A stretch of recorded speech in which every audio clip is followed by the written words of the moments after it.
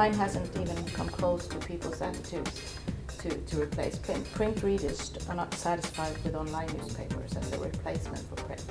So when you asked about if it could be as close to a print newspaper that you would replace it, what was important, and the mobility of course is very important, because you can bring your newspaper away from home, you can throw it away when you have read it, and it's very, it's not fragile, and you can share it with others.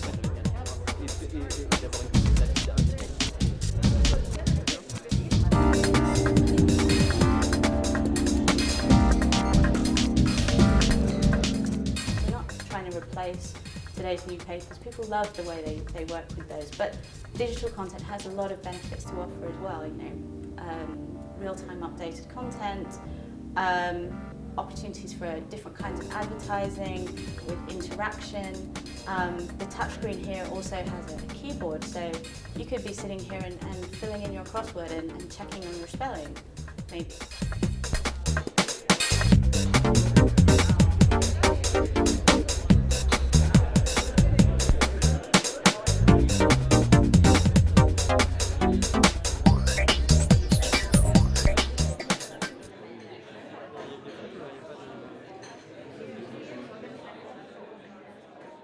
You could take this quite comfortably on a plane and you know, leave your laptop behind. You might keep it in the office near you so that, you know, when you're going off to a business meeting or it's just nearby, rather than printing out all the documents that you need for that meeting, you to have them on your plastic logic reader and take that with you into your business meeting.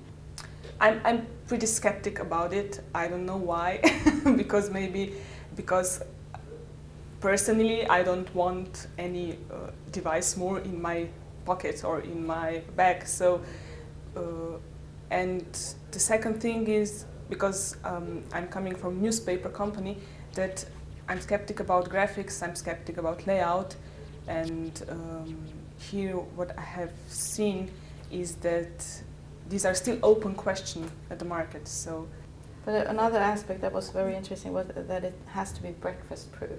Yeah. So that people mean if you pour your coffee or spill your milk, you should be able to just wipe it off. So really what they mean, what you can draw a conclusion of that, is that it has to be more naturally usable in your everyday life as a print newspaper, rather than as a computer that's fragile, it's expensive. So even if the content is there, you still have this machine that's between you and the content. And what people are really trying to say is that they don't want that barrier. They want it to be very natural if it's supposed to be able to replace a print newspaper. When you are a family, you need more than one e-reader. And that's the oldest woman that participated in that. She said, "Oh, then we have to take turns. I read it first, and then my husband maybe can have it afterwards." She was very, but I think most of the people think that it should be some personal device. Yes. So you have your own documents as well as the newspaper, and then it comes to the business models. How do you deal with the newspaper then, if you have several devices in the same family?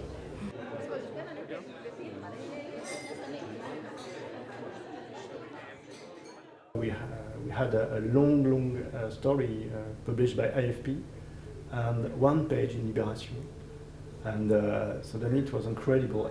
A lot of people all around the world called me and said, "Can you explain us what you are doing?" It was only 2 pages. And after that, it was necessary for us to create really a product with that. That's all. So Polymer Vision is the rollable display company. Currently we have created a display with a black and white image, so an e-paper display that can be rolled up completely, but the future is a much, let's say, broader future for Polymer Vision. We are focusing on the mobile industry because that's where we see that a relatively large display rolled up in a very small form factor can benefit a lot of consumers. Yeah, the mission of the ATEX content management team is to help publishers in moving from a print-centric world towards a customer-centric world. That means we have to focus on contents and help publishers publish this content everywhere, on every channel, with every media. So when I saw the first e-paper devices, I thought it would be good for publishers to try to be on that device with a special format.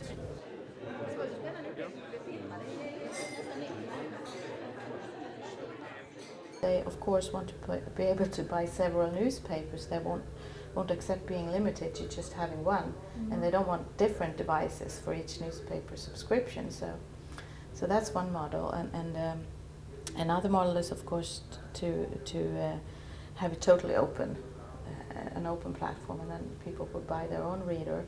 But then they of course want a lot of other types of content. So to get market acceptance, maybe it's not enough with newspapers. As you see on the Amazon Kindle platform, you have books, you have newspapers, you have magazines. So if people are to pay for the device, there has to be an infrastructure supporting a lot of different types of content. You wouldn't buy a device just for reading newspapers. I do not believe that e-reader will be a mass market device before you have full color screens. And you have the same functionality as you expect using an iPhone or using a web tool. When talking to consumers, they have a very clear idea of the expectations when they see digital products, and they're unlikely to scale down. Well, it's just like TV. When you're used to color TV, you are not very likely to replace it with black and white. No.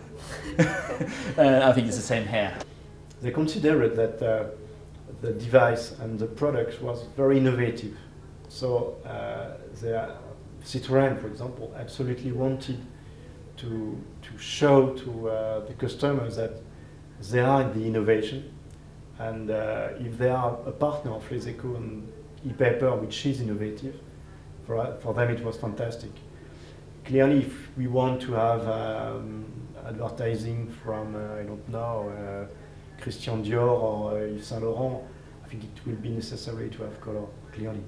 Colour will obviously add further attraction in the future, but this is just the beginning.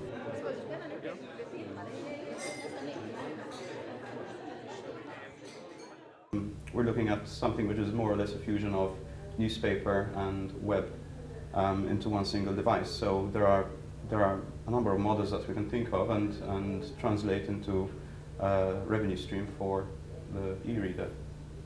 Yeah, they should, and I think it's just something that we think everyone wants everything for free, but if you see the mobile world, 3 billion users pay daily to communicate, to download data, to send SMS, to buy applications, to buy content. They are not there for free.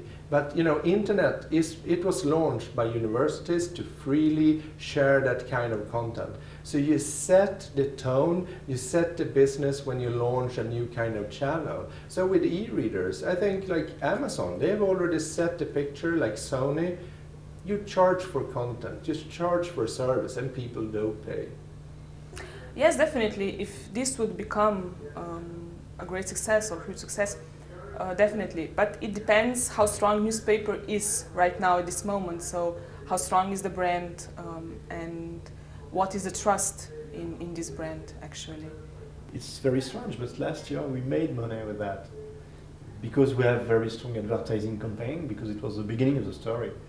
But if you consider that if you deliver your newspaper to 100,000 subscribers, you have to pay the impression, you have to pay